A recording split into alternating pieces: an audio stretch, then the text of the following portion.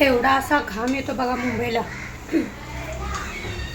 चांगले आता शेंगदाणे भाजून ठेवते. आणि पण नंतर काय होतं म्हणजे एकदम आणले सामे शेंगदाणे 3 किलो आलेत, सॉरी 3 किलो शेंगदाणे आणलेत. मला भाजून वगैरे ठेवूया, नाहीतर कसं ते बुरशे म्हणजे काय लागते ते आळ्या वगैरे कीड वगैरे लागते शेंगदाण्याला.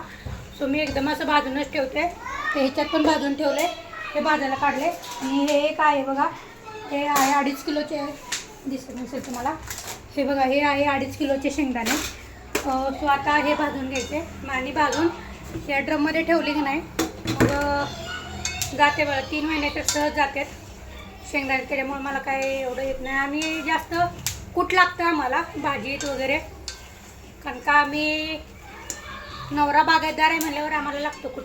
म्हणजे कुटाशिवाय म्हणजे त्यांचं पण काय नसतं आहे, पण मला लागतं प्रत्येक भाजीत. मला कूट टाकल्याशिवाय, मी मसाला कमी असतो माझा पण कूट जास्त असतं, म्हणजे भाजी पण मिळून वगैरे ते घट्ट पण होते.